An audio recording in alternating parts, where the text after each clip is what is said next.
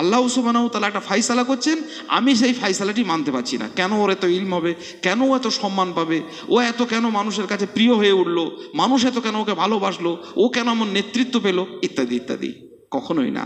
হিংসা এবং আমিত্বের এই বাতাবরণ থেকে না বেরিয়ে এলে প্রতিনিয়ত আমরা কিন্তু আগুনেই পড়তে থাকবো, কোনোভাবে প্রীতির সঞ্চার আমাদের মধ্যে আসবে না। ওয়াশহাদু আল্লা ইলাহা ইল্লাল্লাহু ওয়াহদাহু লা শারীকা লাহু ওয়া আশহাদু আন্না মুহাম্মাদান আবদুহু ওয়া রাসূলুহু। আউযু বিল্লাহি মিনাশ শাইতানির রাজীম। বিসমিল্লাহির রহমানির রহিম। ইয়া আইয়ুহাল্লাযীনা আমানুত্তাকুল্লাহা হাক্কা তুকাতিহি ওয়া লা তামুতুন্না ইল্লা ওয়া আনতুম মুসলিমুন। ইয়া আইয়ুহান নাসু ইত্তাকু রাব্বাকুমুল্লাযী খালাকাকুম মিন নাফসিন ওয়াহিদা ওয়া খালাকা মিনহা যাওজাহা ওয়া বাথ্থা মিনহুমা রিজালান কাসীরা ওয়া নিসা ওয়াত্তাকুল্লাহা আল্লাযী তাসাআলুনা বিহি ওয়াল আরহামা ইন্নাল্লাহা কানা আলাইকুম রাকিবা। ইয়া আইয়ুহাল্লাযীনা আমানুত্তাকুল্লাহা ওয়া কুলু কাওলান সাদীদা ইউসলিহ লাকুম আমালাকুম ওয়া ইয়াগফির লাকুম যুনুবাকুম ওয়া মান ইউতিইল্লাহা ওয়া রাসূলাহু ফাকাদ ফাযা ফাওজান আযীমা। সম্মানিত উপস্থিতি, মহান আল্লাহ আমাদের প্রতি অনেক অনুগ্রহ করেছেন। যদিও আমাদের আয়োজন সামান্য সীমিত, তবুও খুব বড় লক্ষ্য এবং রাসূলুল্লাহ সাল্লাল্লাহু আলাইহি সাল্লামের প্রতিশ্রুত খুব বড় আকারের সওয়াবের আশায় আজকে আমরা এখানে বসার অনুপ্রেরণা পেয়েছি। আল্লাহ আমাদেরকে বসার তৌফিক দিয়েছেন, আন্তরিকভাবে আমরা জ্ঞাপন করি আলহামদুলিল্লাহ। অনেক সালাম দরুদ বিবর্ষিত হোক নবী মুহাম্মদুর রাসূলুল্লাহ সাল্লাল্লাহু আলাইহি সাল্লামের উপর, যিনি আমাদের এই দিনই আলোচনা আল্লাহর ঘরে বসে এর মর্যাদা, এর গুরুত্ব, মুমিন জীবনের সার্বিক কল্যাণের নানান রূপরেখা স্পষ্ট করেছেন, আমাদেরকে জানিয়েছেন এবং এই ব্যাপারে আমাদেরকে আগ্রহী করে তুলেছেন। আল্লাহুম্মা সাল্লি আলাইহি আল্লাহুম্মা বারিক আলাইহি। আমাদের এই মাসিক সভায় আজকের সংক্ষিপ্ত একটি বিষয় নিয়ে গুটি কয়েক কথা বলবো। আমা তৌফিক ইল্লা বিল্লাহ আলাইহি তাওয়াক্কালতু ওয়া ইলাইহি উনীব।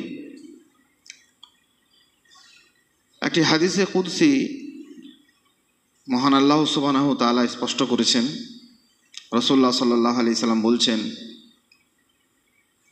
ইন্নাল্লাহা ইয়াকুল ইয়াউমাল কিয়ামাহ। মহান আল্লাহ সুবহানাহু ওয়া তাআলা কিয়ামতের দিন এ কথা বলবেন, আইনাল মুতাহাব্বুন, কোথায় আমার পরস্পরের সেই সমস্ত ভালোবাসার মানুষেরা যারা একে অন্যকে ভালোবাসত, তাদেরকে খোঁজ করবেন, তাদের কথা উল্লেখ করবেন, তাদেরকে ডাকা হবে।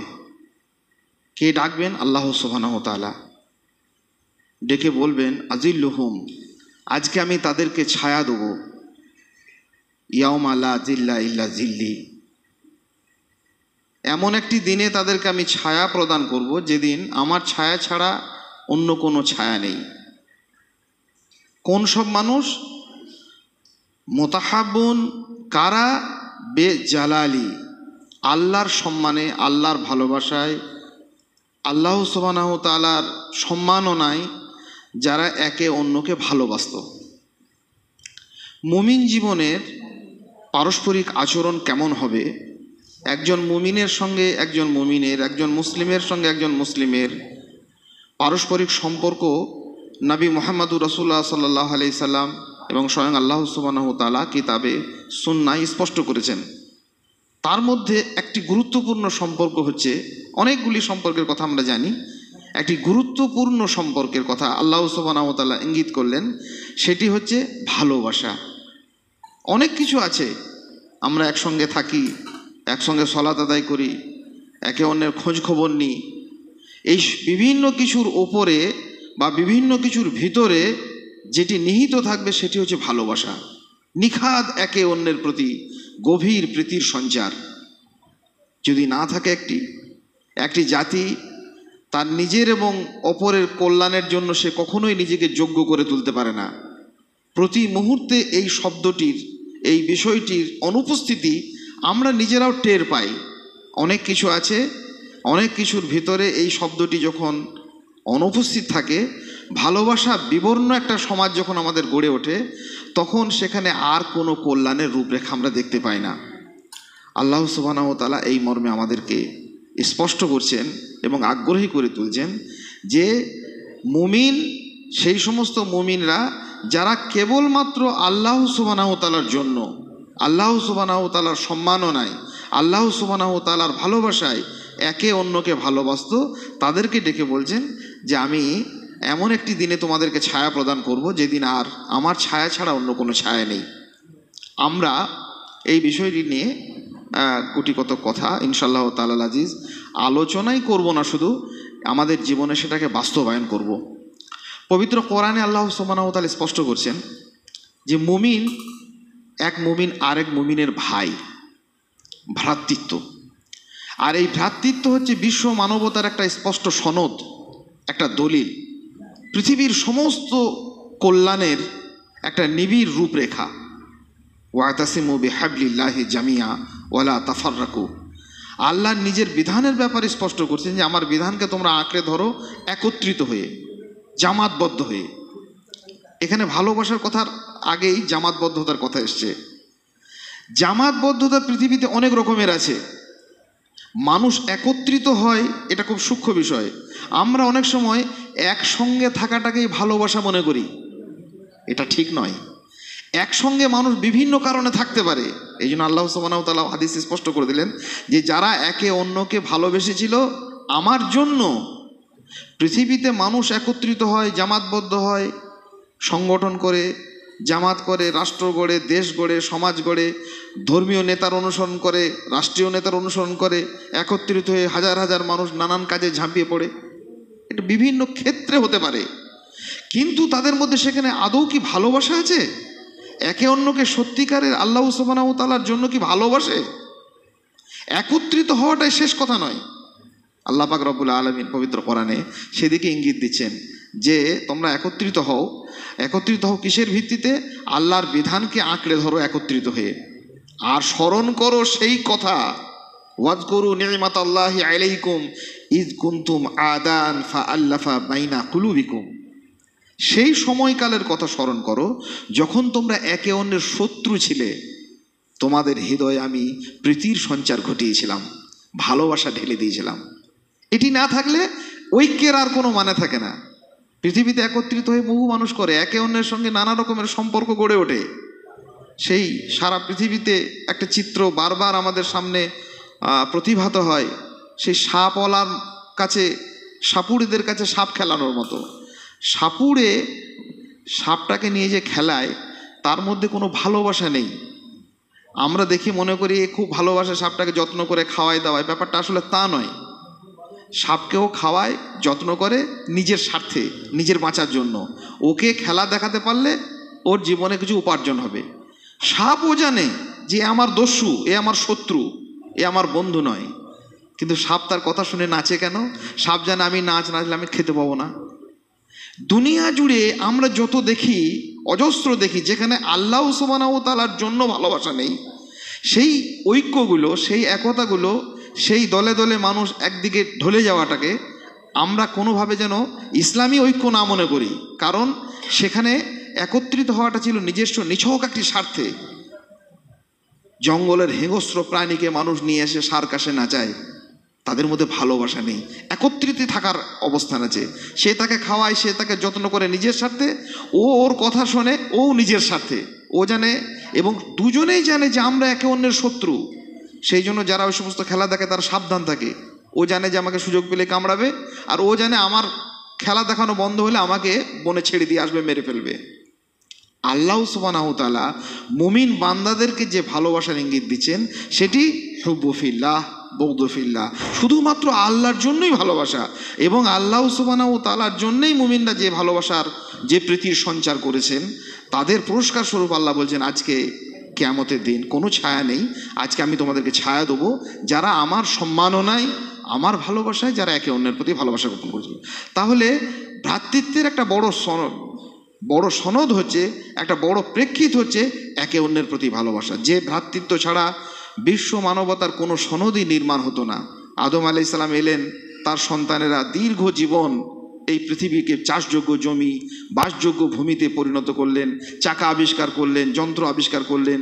পৃথিবীতে কত কিছুই না আমাদের জন্য কল্যাণের। পৃথিবীর সমস্ত কল্যাণের মূলে একটা জিনিস ছিল তাদের পারস্পরিক ভালোবাসা। একে অন্যের প্রতি প্রগাঢ় একটা গভীর প্রীতির সঞ্চার ঘটেছিল বলে পৃথিবীটা এত সুন্দরভাবে তারা করেছেন। আল্লাহ সুবহানাহু ওয়া তাআলা তাদের হৃদয়ে সেই প্রীতির সঞ্চার ঘটিয়েছিলেন। আমরা মুমিন, মুহাম্মদুর রাসূলুল্লাহ সাল্লাল্লাহু আলাইহি সাল্লামের যারা উম্মাত, তাদের বর্ণনা দিতে গিয়ে এই কথাই আল্লাহ সুবহানাহু ওয়া তাআলা বলছেন, মুহাম্মাদুর রাসূলুল্লাহ ওয়াল্লাযীনা আমানু মাআহু আশিদ্দাউ আলাল কুফার রুহামাউ বাইনাহুম। কাফিরদের প্রতি তাদের অবস্থান হবে শক্ত, আর মুমিনদের প্রতি হবে তারা গভীর দয়া পরবশ। এটা হচ্ছে মুমিনদের গুণ। মুমিনদের প্রীতির সঞ্চারের ব্যাপারে কেমন?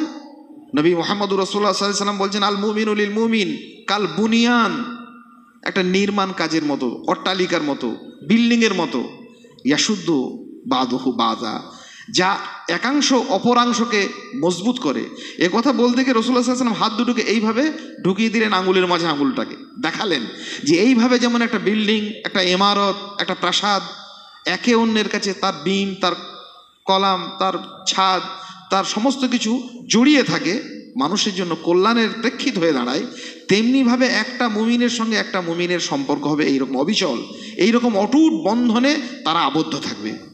রাসূলুল্লাহ সাল্লাল্লাহু আলাইহি সাল্লাম সেদিকে ইঙ্গিত করে বলছেন যে অন্যত্রে এ কথাও স্পষ্ট হয়েছে যে মুমিনটা হচ্ছে দেহের একটি অঙ্গের সঙ্গে আরেকটি অঙ্গের মতো। একাংশ কষ্ট পেলে অপরাংশ যেমন কষ্ট পায়, একটি অঙ্গ কোনোভাবে ব্যথিত হলে অন্য অঙ্গ যেমন কোনোভাবে নীরব থাকে না, তেমনিভাবে প্রত্যেকটা মুমিনের সঙ্গে এইরকম একটা প্রগাঢ় প্রীতির সম্পর্ক আছে, যা তাদেরকে প্রতি মুহূর্তে প্রতিনিয়ত কি করে? ঐক্যবদ্ধ থাকতে সহযোগিতা করে।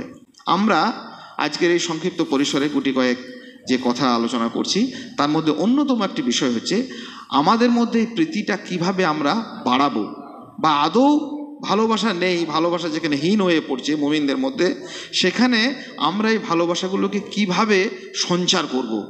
আমরা এর গুরুত্ব তাৎপর্য উপলব্ধি করতে পারলাম। সত্য সত্যই মুমিন ভাইদের মধ্যে যদি প্রীতির সঞ্চার না থাকে আমরা ক্ষতিগ্রস্ত হব বিভিন্নভাবে।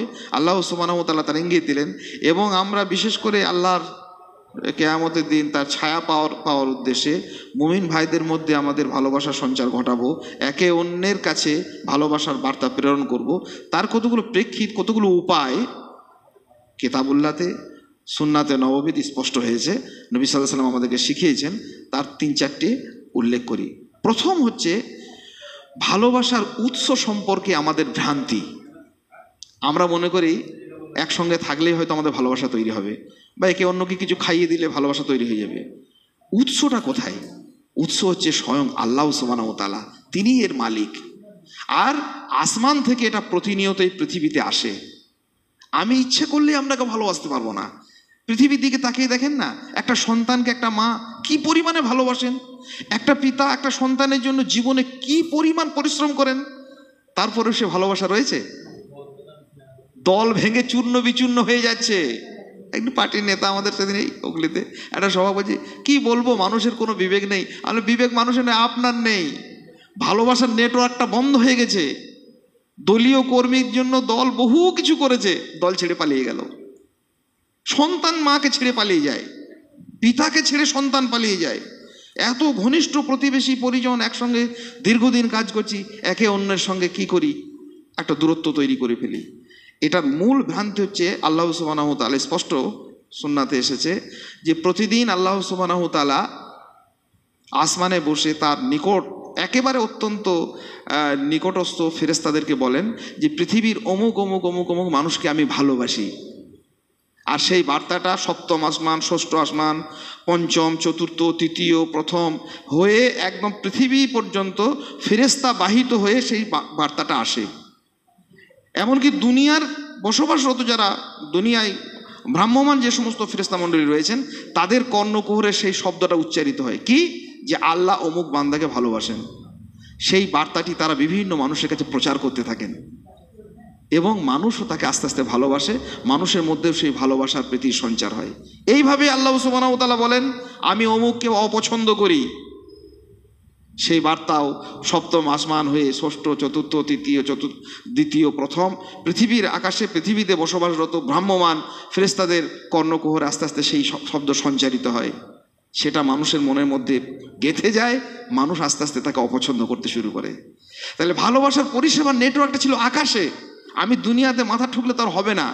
উৎস সম্পর্কে ভ্রান্তি যদি থাকে, আমি যদি না শিখি, না বুঝি, তাহলে যেখানে থেকে ভালোবাসা নির্গত হয়, যেখান থেকে ভালোবাসা উৎসারিত হয়, সেই তার সঙ্গে আমার কোনো সম্পর্ক নেই। আমি মসজিদে আসি না, আমি বলি আমার সঙ্গে দিনী ভাইদের খুব ভালো সম্পর্ক আছে। কী করে আসবে? তাই কখনো হয়? আল্লাহর ঘরের সঙ্গে আমার সম্পর্ক নাই, আল্লাহর সঙ্গেও সম্পর্ক নাই, আমি বলি মানুষের সঙ্গে আমার খুব ভালো সম্পর্ক। এটি নিছক মুখের বার্তা হতে পারে, এর বিন্দুবৎ কোনোদিন বাস্তবায়ন হতে পারে না। আল্লাহর ঘরে একজন মানুষ আসে না, আল্লাহর সঙ্গে তার সম্পর্কহীন, আর সে বলছে আমি মানুষের সঙ্গে আমার খুব ভালো সম্পর্ক আছে, আমি সব ঠিক আছি। এটি ভুল। তাহলে প্রীতির সঞ্চার আমরা মুখে বলছি করব বলে তো হবে না। উৎস সম্পর্কে আমাদেরকে স্পষ্ট হতে হবে যে এর মালিক হচ্ছেন স্বয়ং আল্লাহ। আসমান থেকে নির্দেশ আসে, ভালোবাসার নেটওয়ার্ক হচ্ছে উপরে, পৃথিবীতে নয়। আমরা যদি এই পাশাপাশি দুটো ফোন দেখবেন, এখান থেকে এখানে ফোন করছি তো, অনেক সময় এই ফোনটা বলে বিজি আছে, বলে নেটওয়ার্ক সঙ্গে যোগাযোগ করা সম্ভব হচ্ছে না। আমরা যদি এই রকম মনে করি যে এইখান থেকে এইটুকুতে নেটওয়ার্ক যোগাযোগ সম্ভব হচ্ছে না, নেটওয়ার্কটা এখান থেকে এখানে নয়। এই বার্তা যেখানে আমি প্রেরণ করি সেটা আকাশে যায়, বাতাসে রিথার তরঙ্গে ভাসছে, ভেসে ভেসে নির্দিষ্ট জায়গাতে এসে আসে। আমরা কাউকে ভালোবাসবো মনে করলে ওটা আসলে ওপরের বার্তা হয়ে যদি আসে তবেই হবে, আমি বললে হবে না। সেই জন্য পৃথিবীতে ভালোবাসার সেতু সাঁকো তৈরি করার জন্য পৃথিবীর মানুষ অনেক চেষ্টা করেছি, অনেক রকমের পরিকল্পনা করেছি, বাস্তবায়ন হয়নি। উৎস সম্পর্কে ভ্রান্তি থাকা। আল্লাহ পাক রব্বুল আলামিন সঠিক উৎস থেকে ভালোবাসা প্রাপ্ত হওয়ার আমাদের তৌফিক দিন, আল্লাহুম্মা আমিন। মানুষের সঙ্গে, মুমিন বান্দাদের সঙ্গে ভালোবাসার সম্পর্ক স্থায়ী করার জন্য সর্বপ্রথম আল্লাহর সঙ্গে, আল্লাহর ঘরের সঙ্গে নিয়মিত আল্লাহর ঘরের আনাগোনা, এই ব্যাপার আমরা যেন সতর্ক হই এবং এই ব্যাপারটার যেন আমরা গুরুত্ব দিই। আল্লাহ সুবহানাহু ওয়া তাআলা আমাদের সেই তৌফিক দিন, আল্লাহুম্মা আমিন। দ্বিতীয়ত, ভিতরের কোনো রকমের গ্লানি, কদর্যতা রাখা যাবে না। একটা বড় রকমের গ্লানি হচ্ছে আনানিয়াত, আমিত্ব। মুহূর্তের জন্য এই কথা আমাদের ভাবলে হবে না। আমি কোনো মানুষই বলতে ভালোবাসি, এটা আমরা সইতে পারি না। আমার সন্তান যখন নিজেকে আমি করে তোলে, পিতা তার থেকে দূরে সরে চলে যায়। ছেলেটা বলছে এরকম কথা, মায়ের কাছ থেকে সন্তান দূরে চলে যায়, প্রতিবেশীর সঙ্গে প্রতিবেশীর দূরত্ব সৃষ্টি হয়। আর এই আনানিয়াত হচ্ছে একটা অভিশপ্ত ঔদ্ধত্য। ইবলিশ বলতো আমি, বলেছিল আনা খায়রুম মিনহু, আমি উত্তম। নিজের উত্তম ভাব, নিজের বৈশিষ্ট্য, নিজেকে প্রকাশ করা, নিজেকে বেশি বেশি করে প্রচার প্রসার করা, এই ব্যাপারটা পৃথিবীতে সকল মানুষই আমরা ভালোবাসলেও কোনো মানুষই কিন্তু অপরের জন্য এটাকে ভালোবাসেনি। এই ব্যাপারটাকে আমরা যেন গুরুত্ব দিই। আনানিয়াত হচ্ছে ইবলিশ প্রবর্তিত একটি বিষাক্ত অনুভূতি, যেখানে সে বললে যে আমি উত্তম। তারপরে যারা ইবলিশের অনুসারী তারাও এ কথা বলেছে। ফেরাউন বলেছে, নমরুদ বলেছে আনা ওহি ওয়া উমিদ। ফেরাউন বলতো আনা রব্বুকুমুল আলা, আমরা মুমিন, আমরা তাদের সঙ্গে কোনো সম্পর্কিত নই। মুমিনদের মধ্যে প্রীতির সঞ্চারের জন্য আমরা আনানিয়াত থেকে সরে এসে আমরাতে পরিণত হব, আমি নয় আমরা। এই ভালোবাসার এটি একটি শর্ত। রাসূলুল্লাহ সাল্লাল্লাহু আলাইহি সাল্লাম খুব সহজ একটি উপায় শিখিয়েছেন, পারস্পরিক সালাম বিনিময়। এই নিয়ে আমরা অনেক চর্চা করেছি। একবার স্পষ্ট করছেন আল্লাহ রাসূল সাল্লাল্লাহু আলাইহি সাল্লাম যে কখনোই তোমরা জান্নাতে লা তাদখুলুল জান্নাহ হাত্তা তুমিনু, তোমরা জান্নাতে যেতে পারবে না যদি না ঈমান আনতে পারো।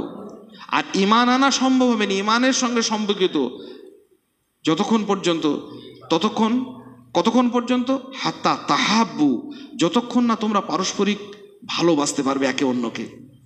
তারপরে বলেন আমি বলে দেবো একটা জিনিস, ফাইজা ফাআলতুমু তাহাবাবতুম, যখন তোমরা সেই কাজটা করবে তোমাদের মধ্যে ভালোবাসার সঞ্চার হবে। আফসুস সালাম বাইনাকুম, একে অন্যের সঙ্গে তোমরা নিয়মিত সালাম দাও, সালামের প্রচার করো, সালামের প্রসার ঘটাও। আমরা ভাইদেরকে দেখলে শুধু কথায় কথায় নয় বা একটা রেওয়াজ রেসম নয়, ভালোবেসে আমরা আসসালামু আলাইকুম রহমতুল্লাহ, এবং এই কথার অর্থ বুঝে বলবো যে আল্লাহর আপনার উপরে শান্তি বর্ষণ হোক, আল্লাহর রহমত দয়া হোক। এই কথা একজন মানুষকে বলছি, তার মানে সত্যি সত্যি তাকে ভালোবেসে বলছি, সত্যি সত্যি তার প্রতি ভালোবাসা আছে। আর মনের ভিতরে গ্লানি রাখলাম, অনেক রকমের কদর্যতা রাখলাম, তারপরে আমি সালাম বিনিময় করলাম, এরকমটি নয়। সত্য সত্যই সালামের যে অভিবাদনের যে রীতি, সালামের যে মৌলিক অর্থ, আমি চাইছি আল্লাহ সুবহানাহু ওয়া তাআলার পক্ষ থেকে আপনার প্রতি শান্তি, রহমত, দয়া, করুণা বর্ষণ হোক। আর আমি আপনার বিপদের কারণ হয়ে যাই, আমি আপনার মান সম্মান নিয়ে ছিনিমিনি খেলি, আমি আপনার জন্য নিরাপদ নই, আপনার পিছনে আমি গীবত করি, আপনার সমালোচনা করি, কুৎসা রটনা করি, তাহলে আমি আল্লাহ সুবহানাহু ওয়া তাআলাকে বলছি যে আল্লাহ আপনার ওপর শান্তি বর্ষণ করুক। তো সে যদি এই ভাষাটা সত্যিকারে বোঝে, তো সে বলতো আল্লাহ তো শান্তি বর্ষণ করবে, কিন্তু তুমি তো অশান্তির কারণ তুমি নিজেই। এটা কি করে হয়? একজন মানুষকে সালাম দেওয়া হচ্ছে পৃথিবীতে নিরাপত্তার সর্বোচ্চ বার্তা, যে আমি একজনের কাছে চাইছি আল্লাহর রহমত, আল্লাহর দয়া তোমার উপর বর্ষণ হোক, তাহলে আমি অন্তত তোমার জন্য বিপদের কারণ নই, আমি কোনোভাবে অশান্তি তোমাকে এনে দিতে পারি না। এটা নিয়ে আমাদের খেয়াল করা, নিয়মিত সালামের চর্চা করা, প্রসার করা, মহব্বত বৃদ্ধির, ভালোবাসা সঞ্চারের, মুমিনের মধ্যে ভালোবাসার বৃদ্ধির একটা বড় রকমের উপায়, এটি আমরা মনে রাখবো।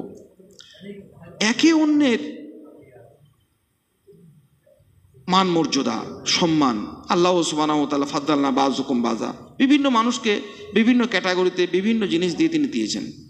কোনোভাবে ঈর্ষা, হিংসা, তাচ্ছিল্য বা অন্যের কোনো জিনিস দেখে আমাদের মনের ভিতরে কোনো গ্লানি আমরা পুষে রাখবো না, খুব মনে রাখবো। এটা খুব কঠিন জিনিস, এটা থেকে বেঁচে থাকা খুব, একজন মানুষের সম্পদ হচ্ছে, এটার একটা সহজ সূত্র আমি বলি।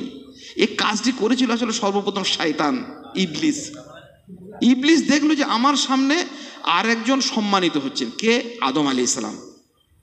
ইবলিস কি হলো? ঈর্ষান্বিত হলো, হিংসার আগুনে পুড়ে গেল। ভালোবাসা কি করে সঞ্চার হবে? আমার ব্যবসা করতে শুরু করেছি দুই ভাই, আমার ভাইয়ের ব্যবসাটা ভালো চলছে, আমারটা চলছে না। একসঙ্গে লেখাপড়া করেছি, আমার ভাই বড় আলেম হয়ে গেল, আমি হতে পারলাম না। তো কি করা যাবে? তার জন্য তাকে হিংসার আগুনে আমি জ্বলে পুড়ে মরছি। ইবলিস আর আদম, ইবলিস ভাবলে যে এ তো আমিও রয়েছি জান্নাতে, আদমও রয়েছে জান্নাতে, হঠাৎ করে আমার থেকে সম্মানিত। আল্লাহ সুবহানাহু ওয়া তাআলা বলছেন যে কাকে কতটা কি দেবো, যা কিছু দুনিয়াতে আছে, ইলম, সম্পদ, স্ত্রী, সন্তান, প্রিয়জন, আরও কিছু, এগুলো হচ্ছে এক একটা আল্লাহ প্রদত্ত নিয়ামত। তো সর্বপ্রথম জেনে রাখবে এর মালিক হচ্ছেন স্বয়ং আল্লাহ। তো আল্লাহ কাকে কতটা দেবেন না দেবেন আমাকে জিজ্ঞাসা করে দেবেন? মিরাসুস সামাওয়াতি ওয়াল আরজ, আসমান জমিনে যা কিছু আছে সব কিছুর মালিক আল্লাহ। তো কাকে কতটা ইলম দেবেন আমাকে বলে দেবেন? আমার যেটা কাজ, আমাদের যেটা কাজ, সেটা হচ্ছে এই যে ওনাকে দিয়েছেন আল্লাহ, আমাকেও দিন। আল্লাহ সুবহানাহু ওয়া তাআলা তো আমার জন্য দরজা বন্ধ করেন নাই, ওনাকে ইলম দিয়েছেন, আলহামদুলিল্লাহ, অনেক জ্ঞান দিয়েছেন, আমাকে অতটা দেননি। তা আমি চাইবো, আমার চাওয়ার তো রাস্তা আছে, আল্লাহ আমাকে দিন। ওনাকে প্রচুর সম্পদ দিয়েছেন, ব্যবসা বাণিজ্যে ওনার মানে বিশাল সমৃদ্ধি এসছে, তা আল্লাহ আমাকেও ব্যবসা বাণিজ্য দিন, আমাকেও সম্পদ দিন। ওনার সুন্দর ঘরবাড়ি হয়েছে, আল্লাহ আমাকেও দিন। মুমিনের কাজ ছিল এইটা, আল্লাহর কাছে চাওয়া। তা না করে অন্যকে দেওয়ার জন্য আমি যখন রাগান্বিত হচ্ছি, ক্রোধান্বিত হচ্ছি, এই জন্য হিংসাকে বলা হচ্ছে এটি একটি আল্লাহদ্রোহিতা কাজ। মারাত্মকভাবে আল্লাহ সুবহানাহু ওয়া তাআলা একটা ফায়সালা করছেন, আমি সেই ফায়সালাটি মানতে পারছি না। কেন ওর এত ইলম হবে, কেন ও এত সম্মান পাবে, ও এত কেন মানুষের কাছে প্রিয় হয়ে উঠলো, মানুষ এত কেন ওকে ভালোবাসলো, ও কেন আমার নেতৃত্ব পেল, ইত্যাদি ইত্যাদি। কখনোই না। হিংসা এবং আমিত্বের এই বাতাবরণ থেকে না বেরিয়ে এলে প্রতিনিয়ত আমরা কিন্তু আগুনেই পড়তে থাকবো, কোনোভাবে প্রীতির সঞ্চার আমাদের মধ্যে আসবে না। গুরুত্বপূর্ণ একটি পদ্ধতি, নিয়মিত মুমিন ভাইদের খোঁজ খবর রাখা, এবং সেটা সব থেকে বেশি সম্ভাবনা থাকে জামাতবদ্ধভাবে আমরা যদি মসজিদে আসি। রাসূল সাল্লাল্লাহু আলাইহি ওয়াসাল্লাম, সাহাবা ইকরাম রাদিয়াল্লাহু তাআলা আনহুম, এটা আখলাক ছিল। প্রতিনিয়ত তারা মসজিদে আসতেন, জামাতে আসতেন, কেউ অনুপস্থিত দেখলেই তার খোঁজ নিতেন, কি ব্যাপার ভাই, কি হয়েছে, উনি আসতে পারেননি, অসুস্থ হয়েছেন বা কোনো অসুবিধা হয়েছে, ইত্যাদি ইত্যাদি। এটা নিয়মিত খোঁজ খবর, আজকের এই ব্যস্ততার সময়ে নিয়মিত খোঁজ খবর না রাখার, আমাদের মধ্যে ভালোবাসা না থাকার একটা বড় কারণ হয়ে দাঁড়িয়েছে। অথচ সালাফদের, আমাদের পূর্বসূরীদের, সর্বোপরি নবী রাসূলদের এটা আখলাক ছিল। দেখেননি সুলাইমান আলাইহিস সালাম একটা পাখিকে নিয়ে কি করলেন? সামান্য একটা পাখি কোথায় যাচ্ছে, এত এত লোক লস্কর, হাতি ঘোড়া, বিভিন্ন বাহিনীর পরিপূর্ণ, তিনি পাখিটাকে দেখতে পেলেন না, এসেই বলছেন আমার পাখিটা কোথায় গেল, মা আল্লাহ আর আল হুদুদা, পাখিটাকে দেখতে পাচ্ছি না কেন। তাহলে এত এত জিনিসের সঙ্গে যার সম্পর্ক, এত সুবিশাল রাজত্বের যিনি অধিকারী, সামান্য একটা পাখিকেও তিনি মনে রেখেছিলেন, কোনো ব্যস্ততায় তাকে ভুলিয়ে দেয়নি। হ্যাঁ, মনে রেখেছিলেন, মনে রাখা জরুরি ছিল, দরকার ছিল তার।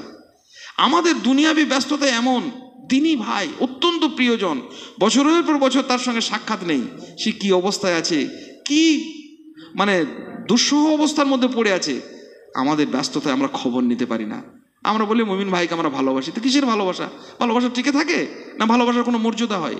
নিজের বাড়ির পাশের প্রতিবেশী রোগ যন্ত্রণায় কুকড়ে কুকড়ে ধুকে ধুকে মরছে, একবার গিয়ে আসসালামু আলাইকুম ভাই কেমন আছেন, আপনার কি হলো, কোথায় ডাক্তার দেখাচ্ছেন, কি অসুবিধা হচ্ছে, খবর নেইনি।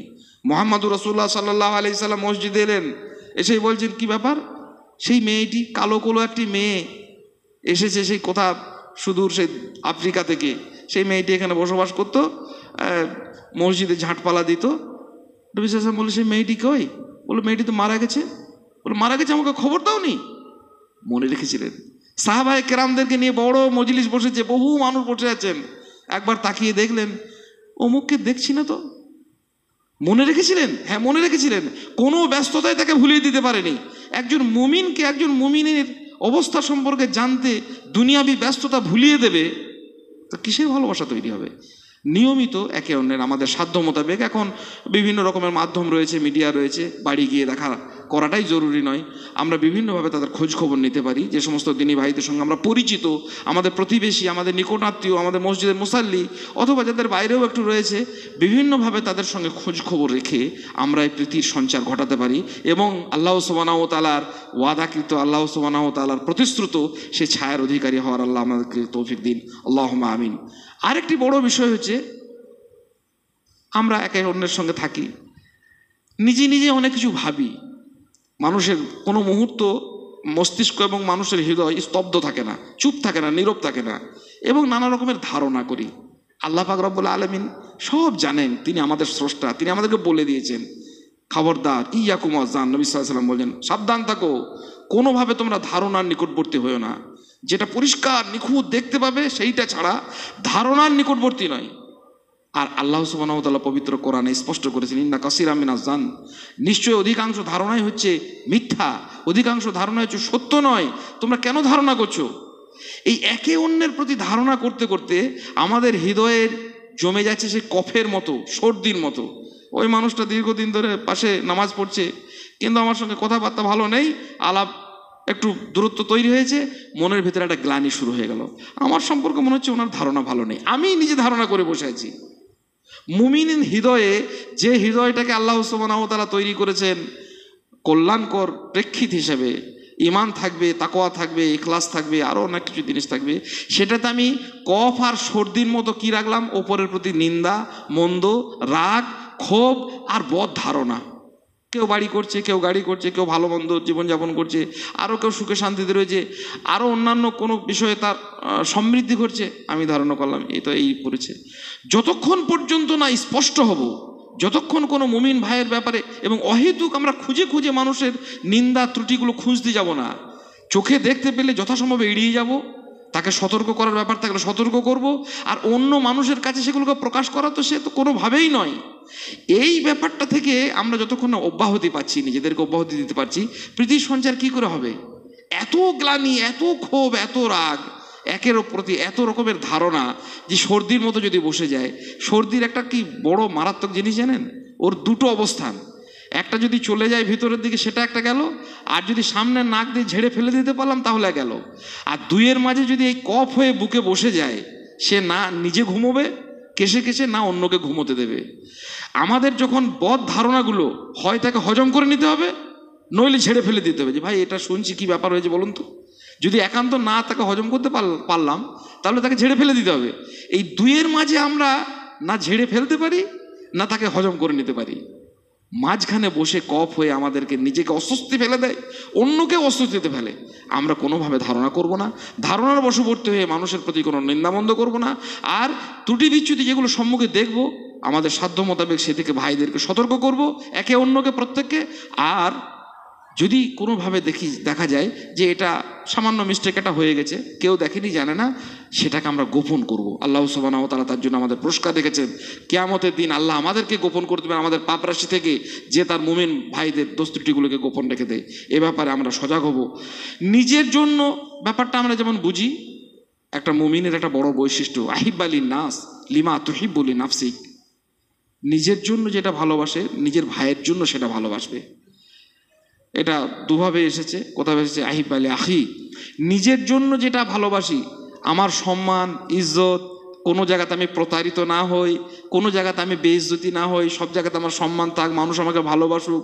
নিজের ব্যাপারগুলোকে যেমন আমি ভালোবাসি, অন্যের মান মর্যাদা অবস্থান ব্যাপারে সেই রকম আমি সজাগ হব।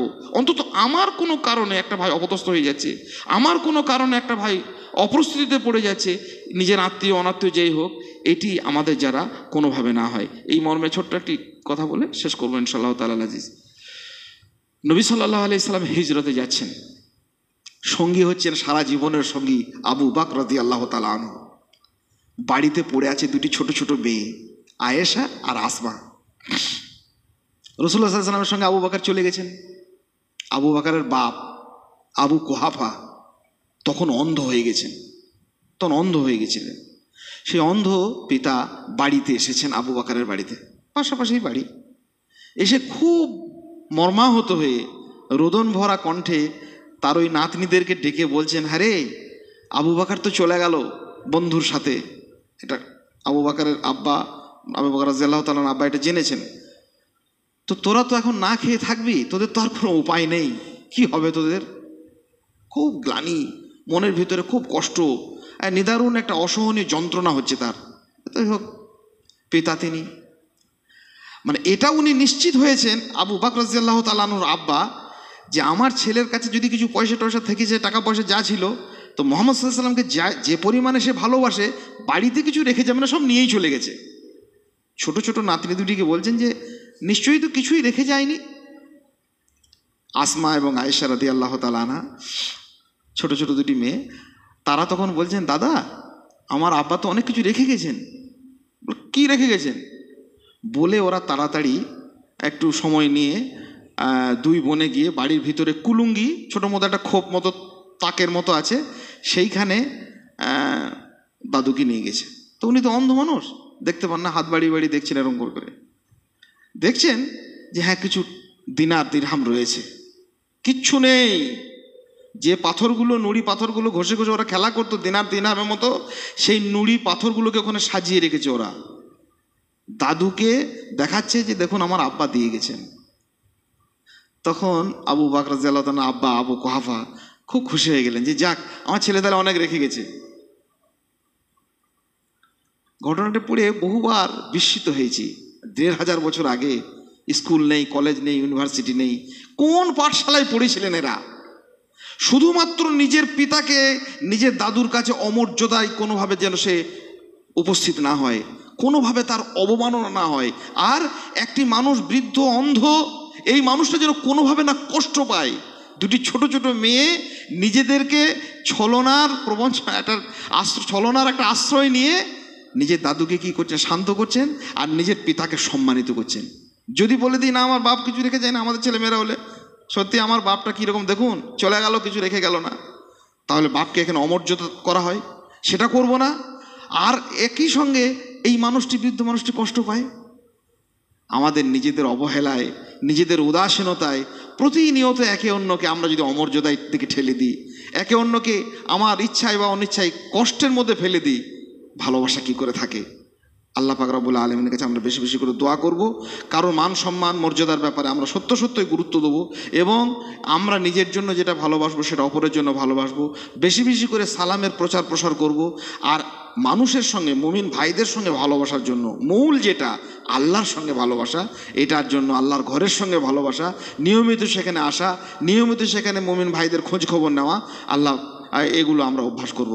আল্লাহ পাক রব্বুল আলামিন কিয়ামতের দিন তার সেই প্রতিশ্রুত ছায়ায় আমাদেরকে আশ্রিত করে তুলুন, এবং সে আশ্রিত হওয়ার জন্য গুরুত্বপূর্ণ যে ভূমিকাগুলি, মুমিন ভাইদের মধ্যে পারস্পরিক প্রীতির এবং ভালোবাসার সঞ্চার ঘটানো, আল্লাহ পাক রব্বুল আলামিন আমাদের প্রত্যেককে সেই তৌফিক দিন, এবং সেই কাজ করার জন্য করণীয় যে পদ্ধতিগুলি কিতাবে সুন্নাতে রয়েছে, আলোচনা হলো, সেগুলিকে অভ্যাস করার আমাদের প্রত্যেকের তৌফিক দিন। আল্লাহুম্মা আমিন। আস্তাগফিরুল্লাহ লি ওয়া লাকুম ওয়া লিসাইরিল মুসলিমিন ফাস্তাগফিরু ইন্নাহু হুয়াল গাফুরুর রহিম।